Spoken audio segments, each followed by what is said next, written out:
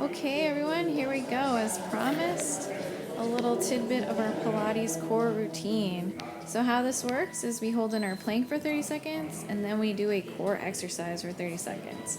So we're going to start off in our plank, 30 seconds on, no biggie. You can either be on your forearms or on your hands. Right now I'm on my forearms.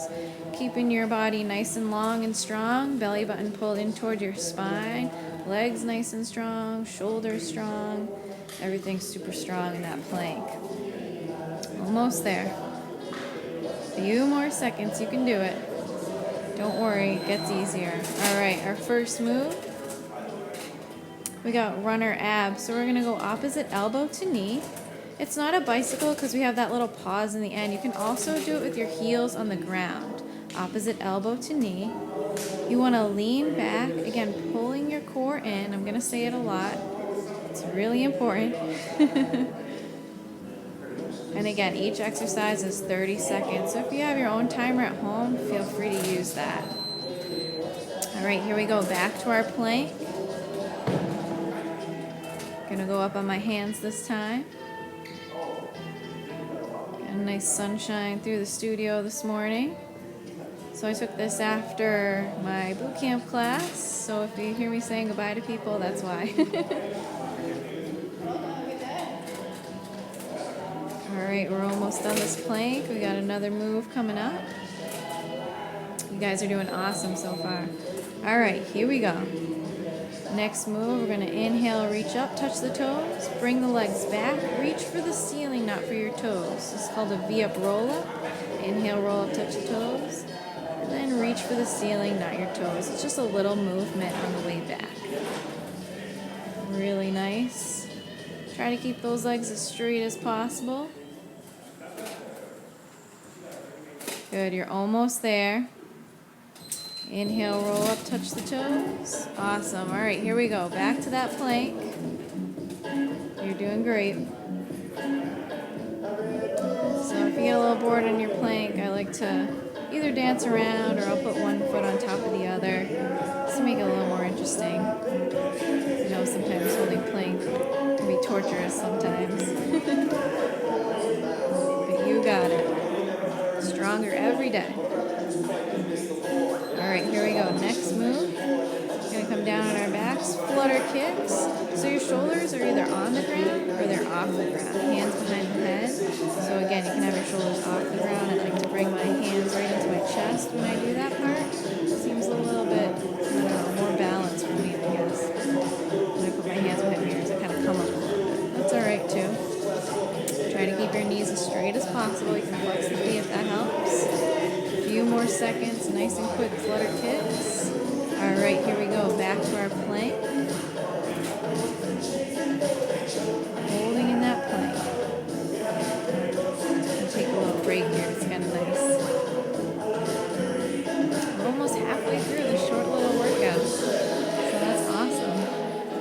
We do it a little bit longer in my Pilates class, but feel free to play this video twice or 3 times if you want. Why not? Get after it. All right, here we go. Next move, we're gonna do a cross spider. So we're bringing opposite knee to opposite elbow, working those external obliques, and get a little twisty in those hips. Keep your plank pose, but try to twist those hips in the full direction that they can go, right and left. It's looking awesome. Almost there. A few more. You're probably already feeling it. If you're not, don't worry. All right, back to that plank. So sometimes, like you saw right there, I like to do a little downward dog before I go into the plank, just to stretch it out. Feels good. Why not do it? Again, keeping that core nice and strong, belly button toward the spine.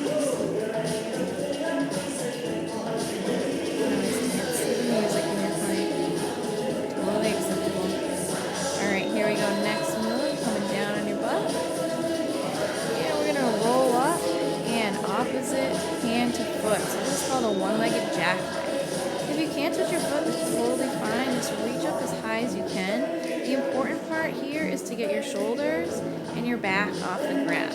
Not really so much to touch your foot, which is kind of an extra bonus.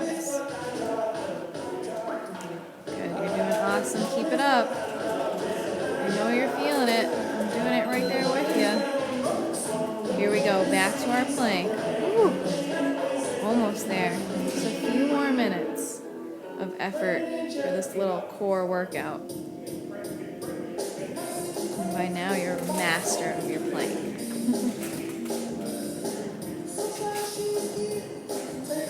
Again, a little dancing or a little swaying in your plank is totally natural. Alright, here we go. Next move, back on our butts. Reverse crunch. So we're going to go elbows to knees, feet and head touch the ground. Love this one. Working those lower abdominal region and the upper.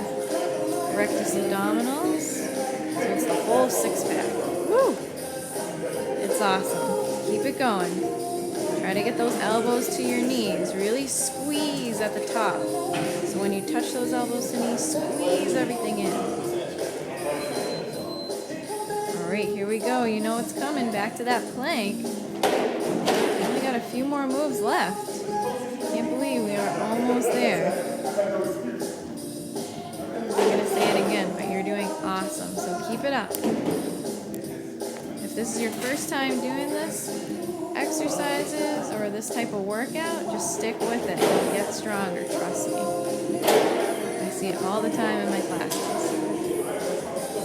So I have to keep making them harder. Alright, here we go. Next move. So this is just a regular spider tap. So we're going right knee to right elbow, left knee to left elbow. And we just keep alternating here.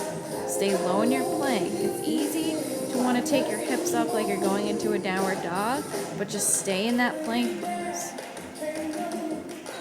Trust me, you'll feel it. You're almost there. Alright, here we go, back to that plank. I guess I thought I was going to do stay on my hands plank, but went down to my forearms. I think we have one move left. That's good news.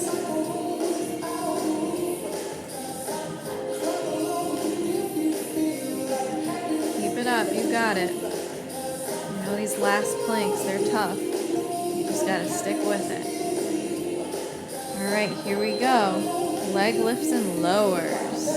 So we're going to lift our legs up, lower them about 1 inch off the ground, lift them back up. Again, keep your knees straight here. So flexing your feet is a good way to do this because it automatically gets that knee in a straight position or a locked position. You can have a slight bend in the knees if that's more comfortable for you. I like to keep it straight, feel it a little bit more in my core. And try to keep your shoulders and head off the ground.